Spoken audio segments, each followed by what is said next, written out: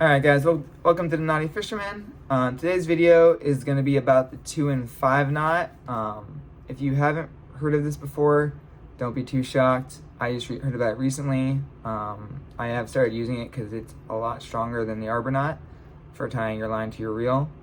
You guys want to check out this person's channel. I think it's Ish with Fish.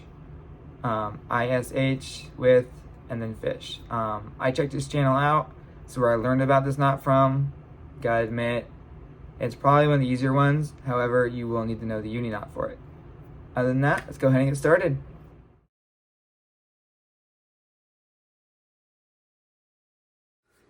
Alright guys, so for this knot, we're going to use whatever line you are currently using to spool your reels, whether that be, like, for my case, the 4-pound monofilament. If you're using fluorocarbon, awesome. If you're using braid, that works too. I actually use this knot to tie one of my braid reels.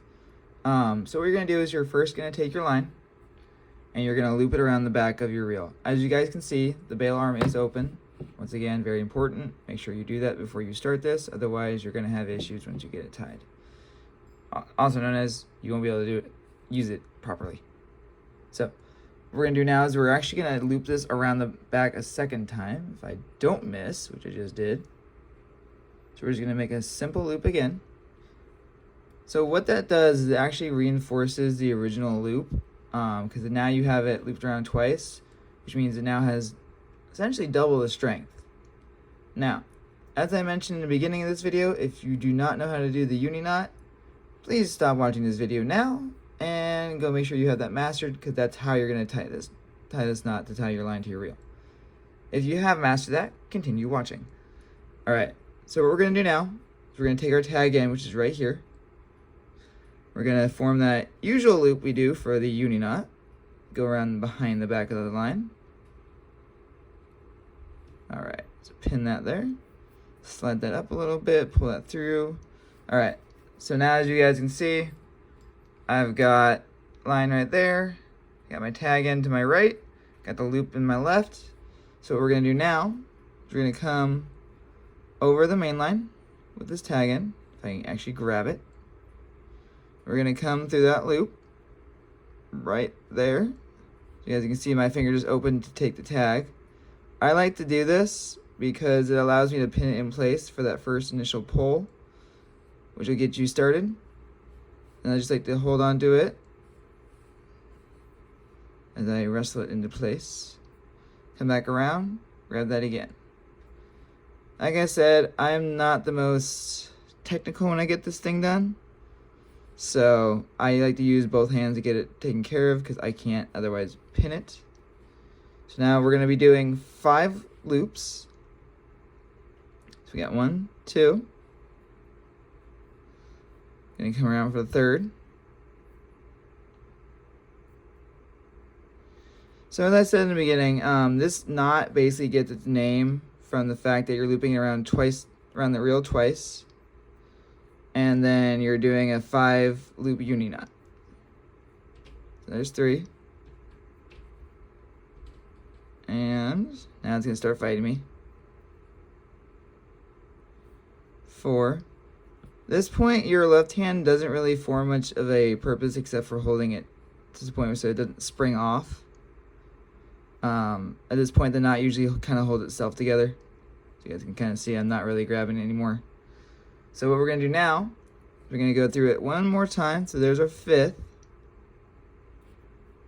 And I'm going to scare the heck out of myself. Alright. So now that we've got that done, I'm going to go ahead and pin my tag and my main line between my fingers. And that will literally just hold that loop right there. So I don't know if you guys can kind of see it, but we have our preparation for our uni knot already prepared. So what we're going to do now is, as always with these knots, monofilament and fluoro will burn quite easily, which will destroy the integrity of your knot. So I'm going to go ahead and lubricate that now. Alright, so now we got that lubricated, we're going to start pulling that tight. If it doesn't escape me, which it just did. So you guys can already see it starting to wind itself down here. I'm going to lubricate that one more time. Now we've actually got the burn started. I'm just gonna tug on that right there. All right, so you guys can kind of see right between my hands, the knot starting to form right where my finger is. At this point, it's formed enough that you can let go of the line on the reel. You guys can kind of see where that's starting right there. And what we're going to do now is continue pulling on that tag and that main line until we have a nice tight knot right there. And now you're going to grab the main line, which is right here. It's not the tag, but the main. You're going to give that a tug. So you guys can already see it starting to slide down, which is what we want to see. And we're just going to keep pulling on that until it tightens up against the reel. Or I do that, which is not what I wanted to do. All right, let's get that cinched back around. And now you guys will see what will happen to you when you start doing this. All right. Ironically, that actually helped me out a little bit. But what I like to do on this one is I like to take my thumb, and when it gets close to the reel, I like to push down on it. So if you guys can kind of see that right there, I've got that knot already formed against the reel. Right there. So what I'm going to do now, I'm going to pull that away from that a little bit. I give it a little back and forth motion to make sure it's cinched all the way down. So that seems nice and tight, which is good. I mean, they actually did it right. Then I'm going to use my thumb and just kind of hold it there while I pull a little harder. And there we go. There is your 2 and 5. Now, like I said, I prefer this one over the arbor knot just because for me it's a little easier and it seems a little sturdier.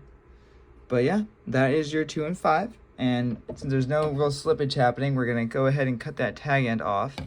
So you guys can kind of see we have a decently long tag. You do want to have excess line on this just in case you have slippage when you're pulling it tight. If I can find my clippers. All right. So we're going to go ahead and cut that tag right there. Get a little closer. I know, I like to live dangerously. All right, there we go. Nice and tight. Not much give. Kind of, you can already see it's turning the reel instead of the reel turning it, or sliding around the reel. That's kind of what you want to see. That means the tension is strong enough to hold it when the fish takes it all the way out, without slipping around and just causing problems for you later. There we go. All right, guys, and that is the knot right there at a 2 and 5.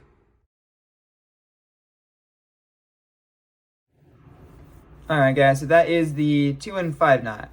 As I said before, you will need to know the uni knot for this, otherwise you have no way of tying this knot. As I mentioned before, I will post a link to the original video I watched to learn it, just so you guys can see it more in practice. If I had to choose between this knot and the arbor knot for tying my line to my reel, I would always pick this knot just because it does hold your line to your reel a lot better without moving around. There's not as much burning, there's not as many moving parts, and it's not as frustrating to tie.